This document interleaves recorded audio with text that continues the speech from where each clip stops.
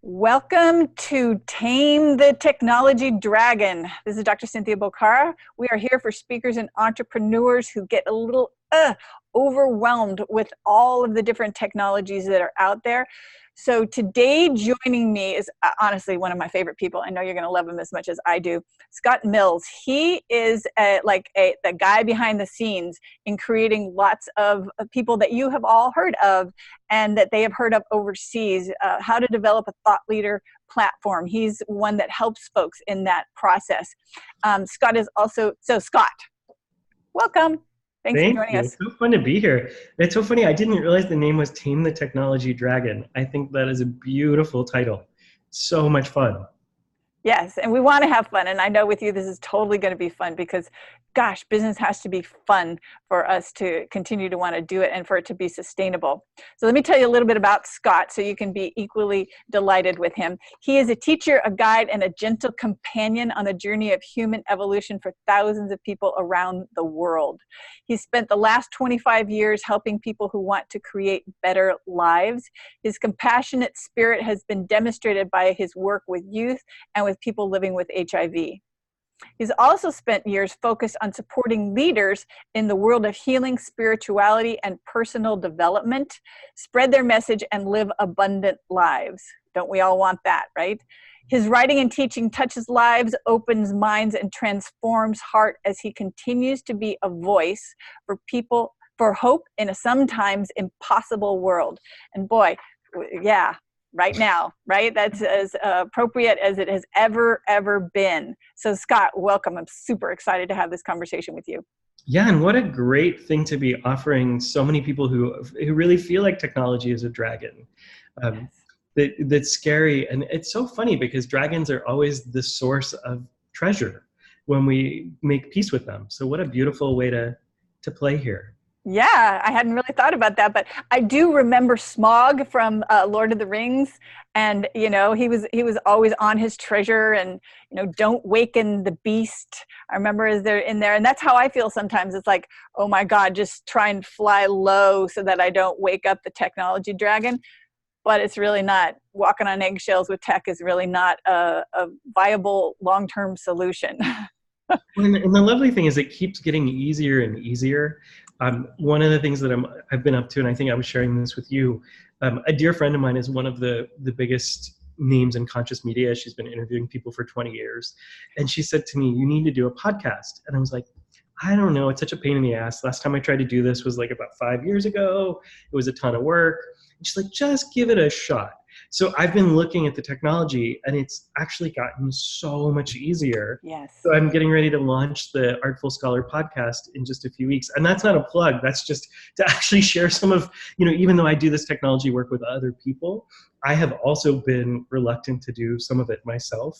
There are Yes. places where I look and I go, oh, that's too much work. That's too stressful. That's not what I'm wanting to be doing. But what's gotten interesting is to start to ask the questions. And one of my favorite questions that I hope we use as part of our conversation is a question Tim Ferriss asks, the guy who wrote 4 Hour Work Week. Love him. He asks the question, what if this were easy? Mm. Whenever he approaches anything. So, right as we start thinking about taming this dragon, I love just starting with a place of, what if this were easy? What would it look like? What would it feel like? And we're gonna have a very different conversation from that place than if we start in the scary place of like, oh my God, this is so freaky. Because I am not a technology person. My PhD is in religion and psychology. I was a professor and a social worker. I ran a theater company. I'm not a person who was like sitting at home, figuring out how to code things and taking things apart. And somehow I've managed to do it. So, Yes. and so I think this is going to be fun for people to start thinking, what if this were easy, and a way for me to get the powerful message that I have in my heart out to more and more people. Yeah, absolutely. Well, I would love to have you give us, your bio said a little bit about who you are. I'd love to have you give us a little bit of a thumbnail on your journey of how you got to where you are right now, because you have such a fascinating background. So sometimes people can kind of identify with that circuitous route that entrepreneurs seem to go. It's like, I'm going here. Oh, no, you're not. So tell us a little bit Yeah. about that. Yeah, it's funny. I had a friend tell me the other day that I'm actually not an entrepreneur. He said you're a wandering monk, and this is a friend and a client. He's one of the top authors around personal finance in the world, and it was interesting because I was like, I can really see that because I think for so many of us who identify as healers or coaches or transformers in some way, we're not quite set up to work the same way other people are. There's this, I feel like there's a group of people who are very comfortable doing 9 to 5 jobs, kind of following somebody else's path. And that's fine. We need those people. I generally think about those folks as people who make the trains run on time. You never want to trust me to make your train run on time. Your train might have beautiful flowers in it. It would have great food. It would look wonderful, but it probably would arrive a week late. So I need to partner with the people who are really good at those linear processes. But I think for so many of us on this call, we've been people who've been creators and we follow our passions and our hearts. And that has definitely been the case for me. I started off, 94, what is it, like 20, almost 25 years ago in grad school with the intention of being in service. And I didn't know what that meant. I went off from this, I was this little Virginia boy who hadn't really experienced much of the world, went to LA and did grad school for years, started doing theater with homeless kids. This brilliant director from Yale got into all of this social work and was really focused, because at that point it was the height of the AIDS epidemic, on keeping people safe. Wasn't interested in technology at all. Wasn't interested in business. I'd still say I only have a passing interest in business as it relates to how we transform the world. So I think it's an amazing tool for that. Ended up accidentally with a partner who was working on an inventors thing, suggesting we create an inventors museum right as the internet was coming out in public. And somehow this little idea ended up becoming best of the web for 2 years running, got picked up by CNN, got to interview Sally Ride, the astronaut. We did all this really fun stuff. And I started to see some of the ways that technology could be used to transform, because that was a lobbying effort where we were educating people. But still wasn't really in technology, still kept in my social work venue, was teaching still, and then decided somewhere along the way, kind of accidentally, I was in Canada, I moved to San Francisco, and I decided I wanted to be a coach because I never wanted to work for anybody again. I had been a professor. I hated people telling me, like, you have to be here 15 weeks straight on these days. And I had actually transitioned to teaching online and then developed all of the courses in my department for online teaching. So that was really what pushed me into this space.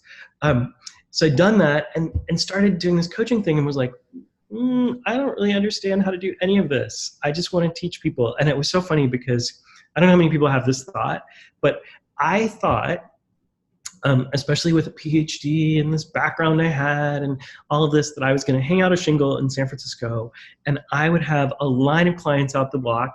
I remember writing my little sheet of paper that said, okay, at $60 a session times 40 hours a week, I'm going to have a really good income, right? I didn't know anything even then about marketing. I didn't really understand business. I had built no time in for doing anything to get clients in. And then I had some amazing coaches a friend of mine, this beautiful man named Bill was close to 80 when he called me one night and said, he's a massage therapist. He said, hey, these guys are teaching a workshop over at some holistic massage school in Marin. Do you want to come? It's called How to Have a 3-Month Waiting List. And I was like, yes, right now I have no waiting list. It's like, come as you can. And so I ended up working with these coaches and then coaches upon coaches and kept honing my skills. And a funny thing kept happening. I'm jokingly referred to as a contrarian a lot of the time. I'm the person you bring in to talk who says, nope, that stuff's totally wrong, because I don't come from the business background. But I kept getting hired by whoever coached me to work with their business. So I never thought I was going to be business anything. And they kept going, could you help us work with our social media? Like, could you help us write our copy? Could you help us do this? And so I've worked now with some of the best people in the world. I was trying to add up how many books my clients have sold now. And I stopped at about 15 million. And that's not directly attributable to me. I'm not saying, I've sold those books. but a lot of what I've done is help those books sell Right. and get that word out. And it's not just with people who are big leaders. I've worked with a lot of burgeoning, newly emerging leaders to help them think about that. So now I'm kind of this hybrid. Whenever people ask me what I do or what I'm about in the world, I have no idea because I'm constantly reinventing myself, as like any good artist would. And so right now I would say I'm a writer, I'm a teacher, I ghostwrite for all these people. I help them get their strategies built. And just weirdly, I'm enjoying this life and seeing where it goes. Yes. And in That's a the long answer to meantime, your short question. yeah, no, but that's makes my life easy. But it's also what all of us are aspiring to do, which is find something that we are good at, and then be able to share that with the world. Because at the end of the day, the people that are on this are all about being messengers, like purpose-driven, heart-centered, and so we're trying to find ways of being able to leverage that. So essentially, you and I have had some conversations about this.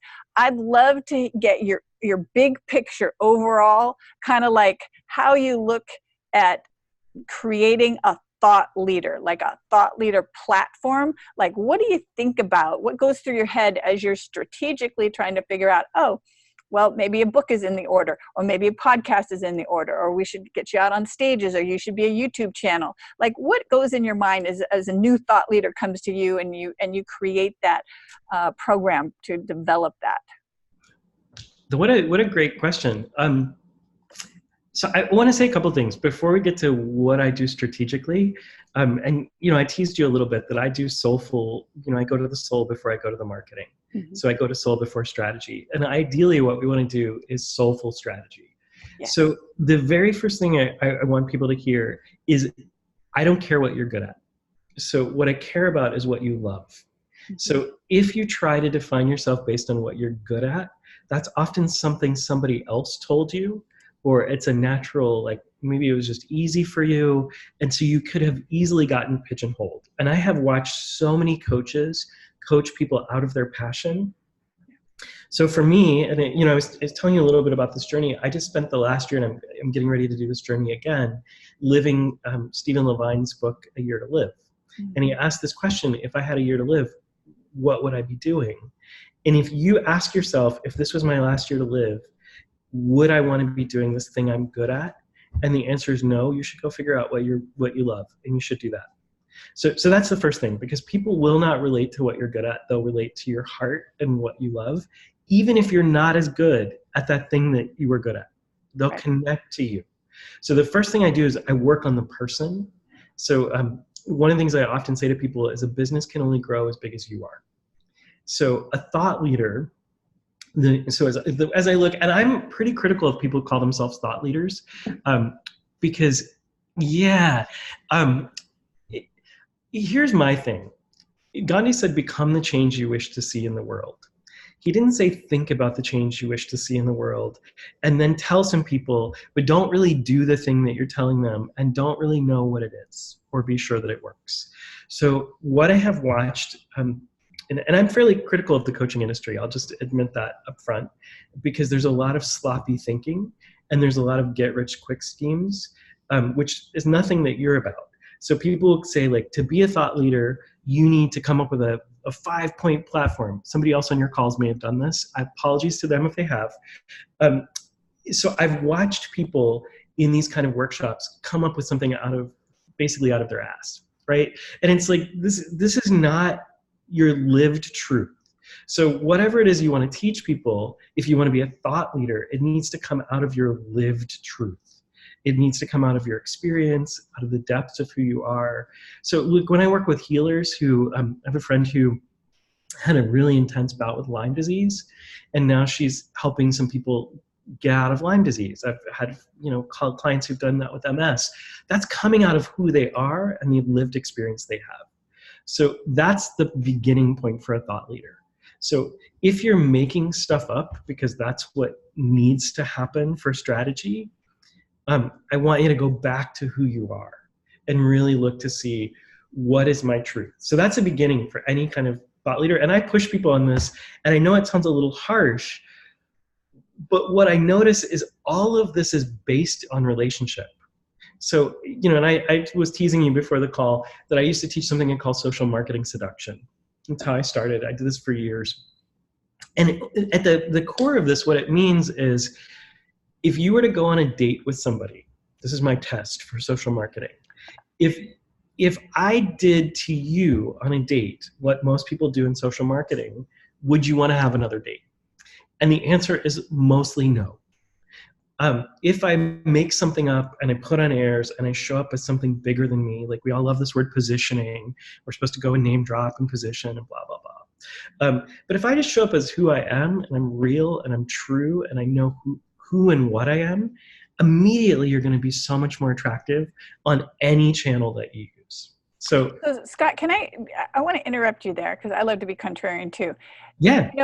As entrepreneurs, and you and I were just talking about this too, there's this idea of, yes, I want to express who I am in the world. This is an important mission to me. Many of us have had experiences that brought us to having these ideas and this message.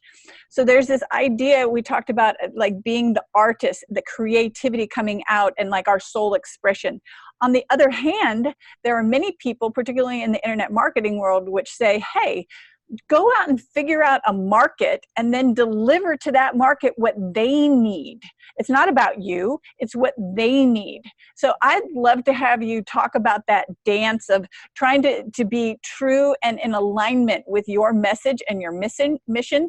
And maybe sometimes that might not be an actual business. It may be a hobby, or it may be a way that you go out and connect with the world.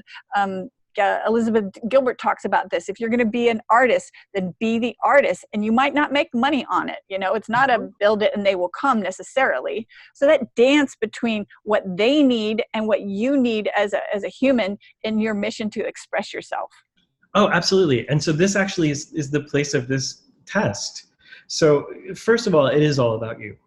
If somebody tells you to go find a market that needs something, you're likely to end up resenting that group of people at some point, because they're not your people. So most successful folks that I've encountered have found something in themselves that they needed to teach themselves, and then they wanted to share it with other people like them. Right. So that would be the first piece. Second piece is that dance is beautiful to remember. Because sometimes what happens on social media is somebody will decide, oh, what this is like my therapeutic outlet. So I'm going to get on like a Facebook Live and just weep and vomit all of me all over you.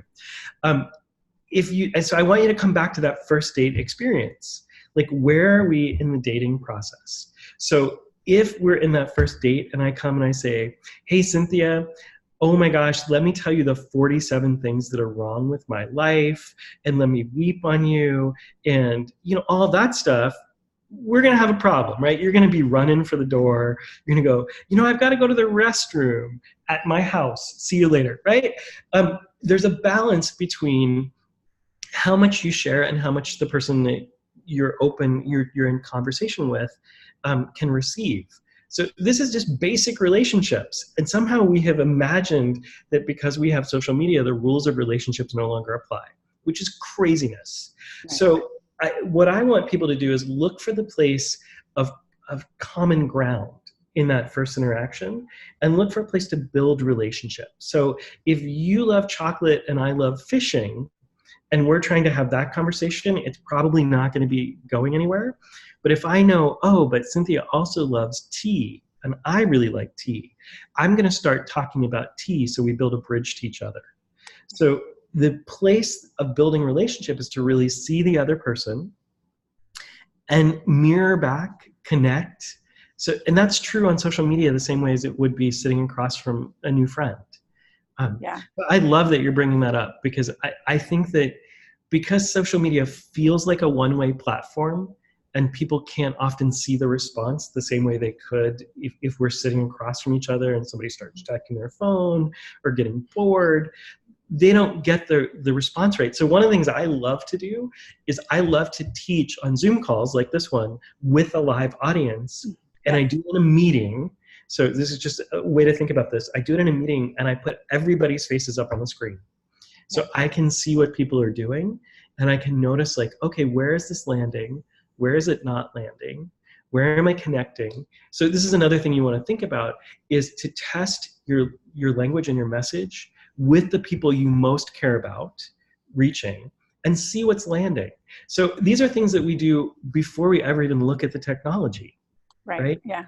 Absolutely. So when you're thinking about, there's one more thing, when right now we're kind of talking globally before we get granular, where you actually tell us, how specifically you have thought to incorporate the different strategies to get somebody to have a broader ability to leverage their mission. The other thing that we talked about that I loved was the idea of being seen. Mm-hmm.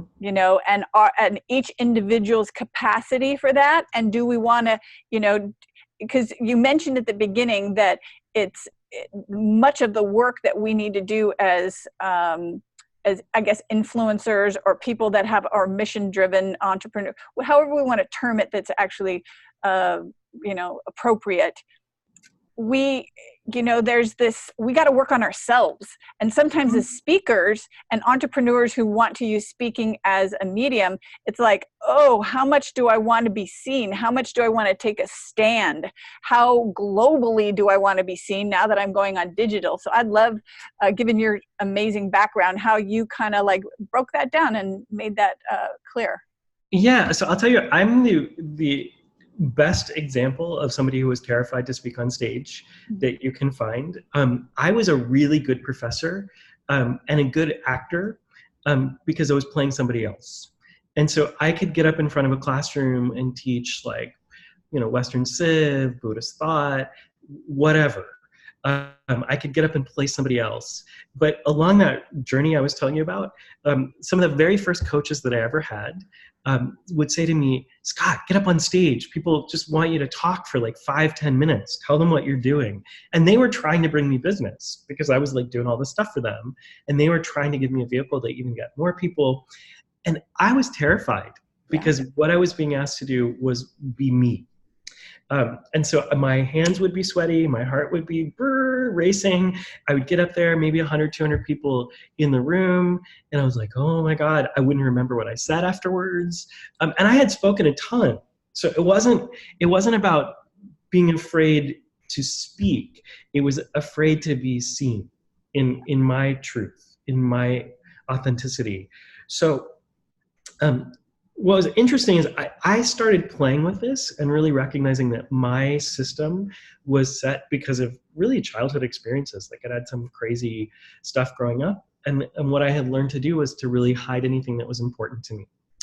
And so I had to start making it safe for my brain to share things that were real, that weren't somebody else's. Because, you can reject somebody else's idea. It's not mine. And that's where this gets really hard, right? If you create your thoughts, you're a thought leader, and it's really your stuff, that's a place where it's different than trying to sell somebody a vacuum cleaner. It's like, oh yeah, that vacuum cleaner is terrible. I don't want it. You're like, oh, okay, cool. Maybe there's another vacuum cleaner. If you say, this is my book, or this is my coaching, or this is the heart of my work, and somebody says, oh no, that's not good for me, it can feel like your whole world just got shattered. Yeah. So I did work to get okay with that. Mostly through NLP, some family constellation stuff, but I did some really good work. And the funny thing is I got the opportunity to open for Deepak Chopra a couple of years ago when he was in Portland. And I looked out on the stage and I was telling my story. I looked out from the stage. There were a little less than 1,000 people in the audience. And I kid you not, my first thought was, where are all the people? So it was so funny because that was one of those moments where I saw something had changed in myself.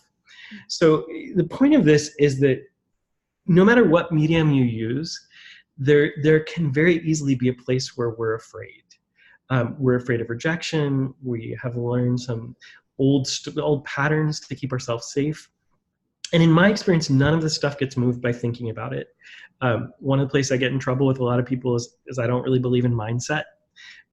I believe in body set. And it's part of what I love about what you do, and why I think immediately when I met you, I was like, oh, this woman, she's so smart. I need to get to know her more. Because I think you hold the same belief that I do, that our bodies hold the pattern. And if we don't work with the body pattern, we just come up with new ways to create the same experience. Yeah, absolutely. So really the whole idea of a thought leader is an oxymoron, because it's your brain encased in this awesome body that co-creates your experience of mind, co-creates who you are on stage, and certainly the way that the audience is interacting with you. And then that relates to the tech too. You know, some people like to do just write, and it's all intellectualized, it's all thinking. But if I hear you correctly, you can't, you know, you're not going to be able to share your deeper message if it's all coming from the neck up. Yeah, people receive it that way. It's really funny. So when I work with, I end up working with a lot of teams of copywriters because I've been writing a long time. And I tell them, and I would say this to everyone on this call, read your work out loud and notice where it lands. So if it's in your head, nobody's going to do anything. So imagine like you've just offered somebody whatever you want them to buy, and they just hear it in their heads. Well, their head can't take them anywhere, right? It's just can nod up and down maybe. Their bodies have to feel it. We have to connect at a heart level and a physical level. And I don't say that out of a place of manipulation. I believe in non-attached sales. So that's a very Buddhist kind of way to do things. I don't ever worry if people buy things from me. I trust that we live in an abundant universe where there will be somebody who takes my thing. But if I don't give them a really good opportunity to have my thing, my coaching, my writing, whatever, that's on me. So if I create something that moves them not at all, even though it may deeply connect, it might be what they want, I just haven't given them a vehicle a way for them to feel it in their body and go, oh yeah, not only does he see me, so we're back to the, do I see you? That's the most important thing that anybody could get off this call is your client has to feel seen. And received. It's like one of my favorite theologians is this woman, Nell Morton, passed away years ago, but she had a phrase, heard into being. And I feel like that is so true for those of us who are coaches and healers, and we want to empower people. We hear them into being. So once they've been seen, like they've been heard, then we need to help them feel it so they can move. Now that's not the same thing as twisting the pain point, which is something a lot of people like to do, or traveling to Pain Island. That's really just acknowledging what's true for that person. Right. So if that person, you know, is just working with a friend who's working on a book on interpersonal skills, and we were noticing the biggest problem in America is this loneliness epidemic. Yeah. That people, you know, there's a new study out that said 1 in 5 millennials feel like they have no friends at all. Wow. Which is so shocking because they're all, I made 2 millennials, so I know they're like all on, you know, spending hours and hours on social media. So I love that, being heard into being. That's awesome. So if you're looking at from I guess an influencer, whatever word we want to use, somebody who has a message, a mission-driven person, how can you help them?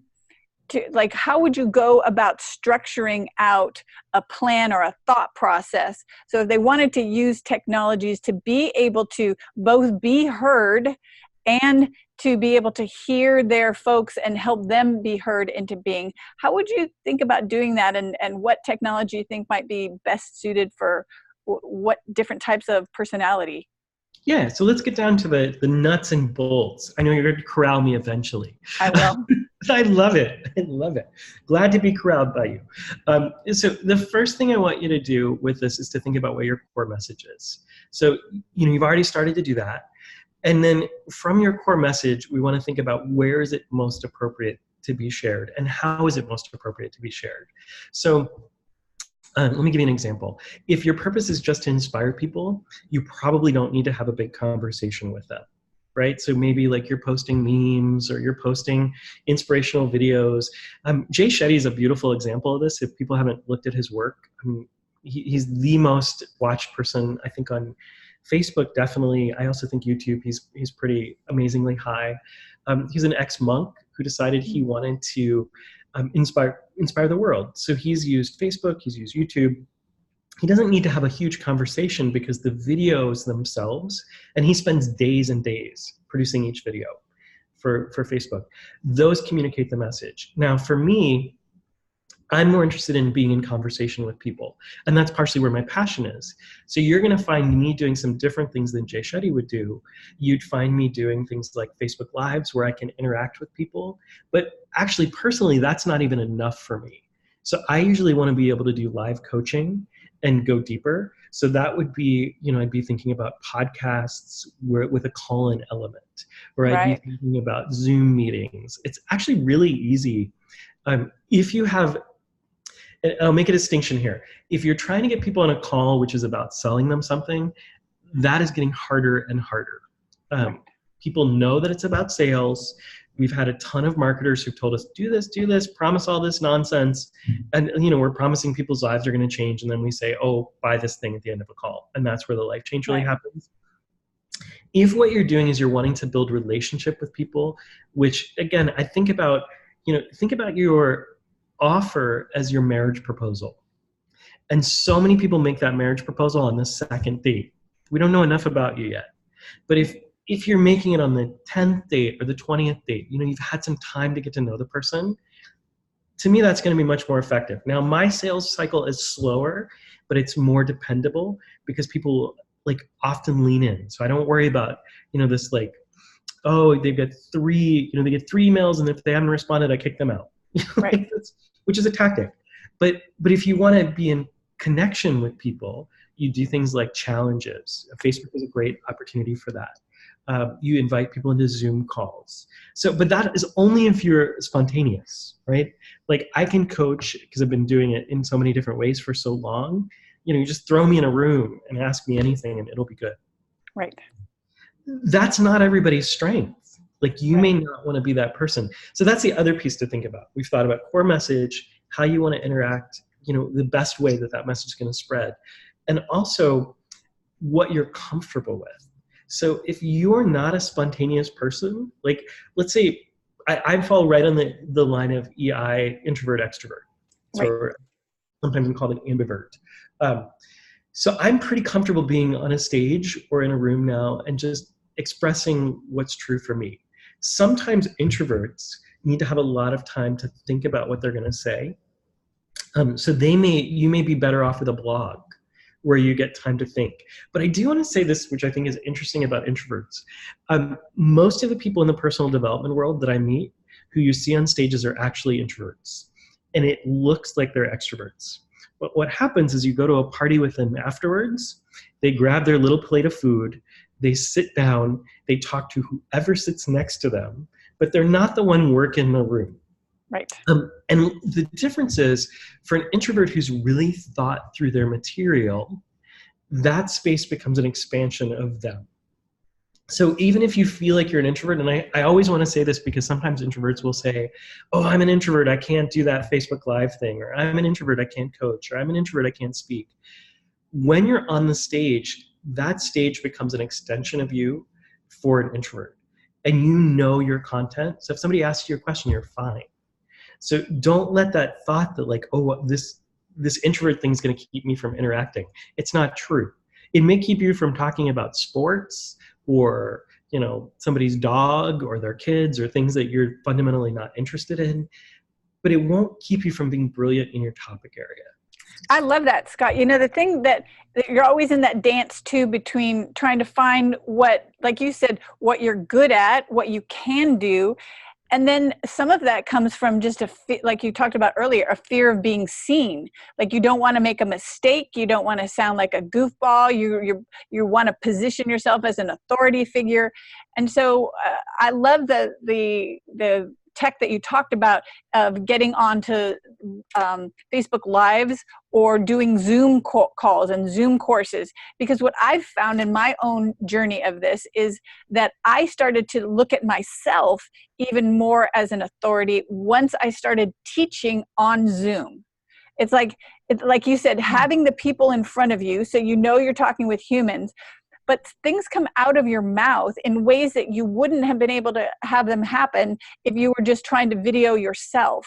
And so it gives you get these new notions. When you say thought through your material, sometimes that thinking is verbally, like with the people that you were talking about. Oh, and that's true for interviews too. So really think about like your interviews with people like you. Like, I'm thinking about new things. You inspired me last week, which this is a great opportunity to mention this, to go and get Stephen Pressman's new book, The Artist's Journey. And one of the things he says is the process of art is about learning what you actually think about something. And I think that what you just said, when you teach, the process of teaching is not to be the person, the guru. I'm the biggest anti-guru person ever. So when they did .guru online, if you have a .guru after your name, I'm never going to look at your website. I'm never going to care what you have to say, because you're telling me your life is perfect and I need to emulate you. Right. A real teacher walks beside a student and learns with them. And the content becomes what we're sharing together. So in this sense, like, when you give yourself permission to make flubs in the things you say, and to be a goofball, and not worry so much about positioning yourself, because you're real. That's our best positioning right now. We are so bored, in America particularly, with being sold snake oil by people who tell us they've solved all these problems and their life is perfect and they have six-pack abs and, you know, their kids are wonderful. We're like, no, that's not even life. Like, I can't relate to that. So when you give yourself permission to be real with people and to be on an exploration, not as the message, but rather the messenger, you actually get to explore together and you get to grow. I'll tell you a funny thing just to think about, because a lot of people teach you need to be the guru. One thing we love to do in America is we like to build up gurus, and then once they get to a certain level, we love to tear them down. That is a horrible place to be. So anytime somebody says, oh, I want to be the guru of this, I'm like, wow, that sounds painful, right? It never sounds like a good thing, because it limits your capacity to learn and it makes you the target for everything. Like, I am super transparent. It's been funny. I just did this whole series of Facebook posts, which is a great, you know, if you're introspective, you're a good writer, it's a great place to post some things. But I wrote these posts around this journey of introspection I've been on the last year. And it was fabulous, because I've been following a strategy around this, which is I'm following what my heart tells me to do.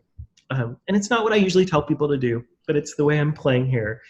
And what's been beautiful is I have literally gotten hundreds of emails, of Facebook comments, of people sending me texts who are loving this work. And I didn't write it for them. Right. I wrote it for me. Now, I wanted them to be able to approach it. So as I read, and I edited, I thought, okay, is this going to land for people? But it was for me. So a huge piece of this is everyone who's thinking about technology and taming this tech dragon, you need to realize, first of all, the dragon is a kitten, and we want to have fun with the kitten. And if you come in and you feel like you have to put on airs or show somebody something or be the perfect whatever, it's going to be a disaster. But if you get on a Zoom call and maybe there's 3 people on your first Zoom call, I have had those calls. I've also had the calls where there's 1,000 people on the calls. So, but if you give yourself permission to have 3 people and just acknowledge, like, everybody who shows up at this party is enough, and so am I, then some phenomenal learning is going to happen, just like Cynthia was just saying. We're going to actually grow and expand together. And then next time you do a Zoom call, you're going to reflect and you're going to go, okay, what did I learn about that? Did I not market in time? Did I not share a message that was useful? I just had a private client of mine, go through all of his intake conversations and just look for the language that he had captured. And it was so fascinating, because he works with, he's a love coach, and he was finding this beautiful language that copywriters could not have come up with. It came from places like these Zoom calls and his conversations. There were things like, he was talking about, what was one of the quotes was, it was a feast for him and it was a famine for me, was one of the ways somebody described their relationship. I would never have had those words. And they were so touching. So every place, if we also go in with a sense of humility and a possibility for learning, tech is not going to seem so scary.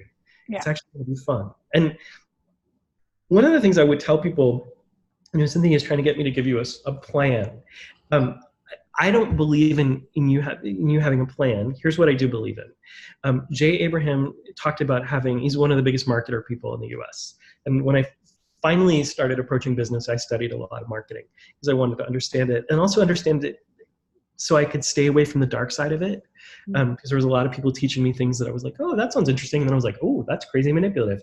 But there's some really, really good things in there. Daniel Pink's book, To Sell is Human, is a great book to read if you're thinking about marketing in an ethical way. And Daniel Schattenberger is another great person to take a look at any podcast he's done around this. But point of this journey is... Jay Abrams. Oh, great, thank you. So what he said is we pick four marketing tools at the most, because beyond that, most of us can't handle them. So I would say, like, look at the buffet. So look at this buffet of YouTube, Facebook Lives, Facebook posts, Instagrams, Twitters, and you are looking first to see where your audience is. So that's going to define some of that. So if your audience is millennials, you're probably not going to use a platform that's getting older people.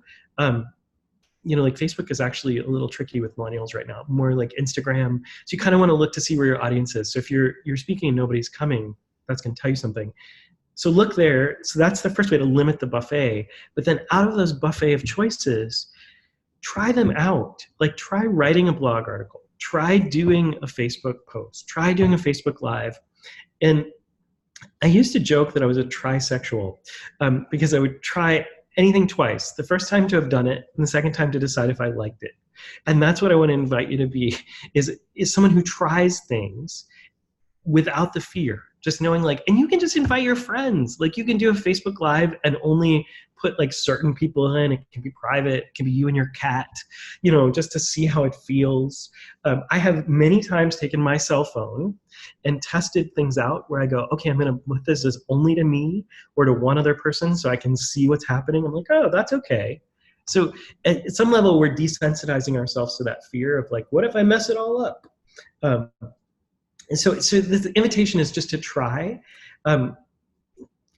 Narrow your focus, sure, based on your audience and your message, but let yourself find the places that are the most satisfying to you.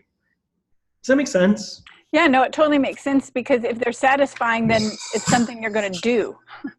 It's one thing if it's a technology, but if it's not satisfying, even as you're trying to push your edge, the give it a try twice is awesome.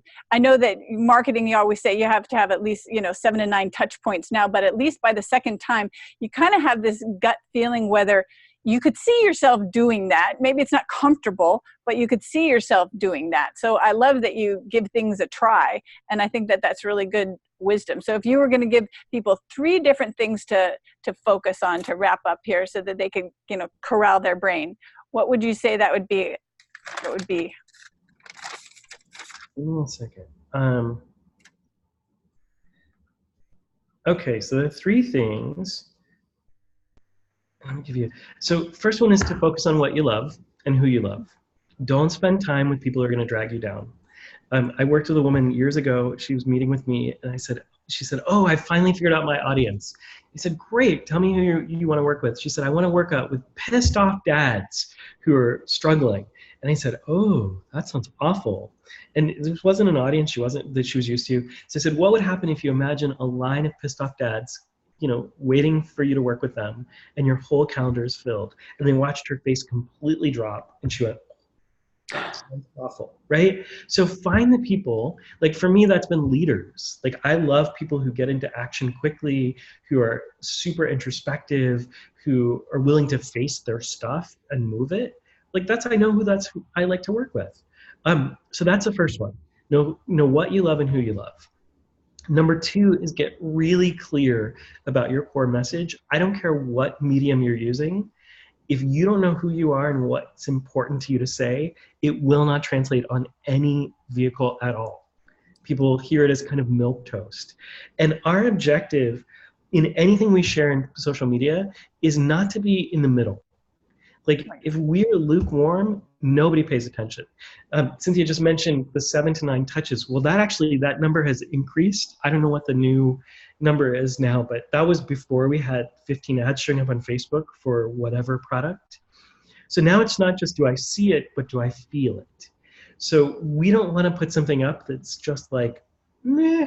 Like, that's just training people not to pay attention to us. So I just created a little series that I've been playing with called I Call BS. And it's, it's just like calling BS on things like follow your bliss and the money will follow. I'm like, those two things don't go together. That's like, I don't know, leave cookies for Santa and a kitten will show up in your window. It's like, they don't, it's like, well, how do those things go together? They don't. They're two separate things. So, and people are mad at me about that because they've been following that for a long time. And I deconstructed it. I said, these don't fit. This is a marketing ploy. I love that. But here's the fun part. People responded.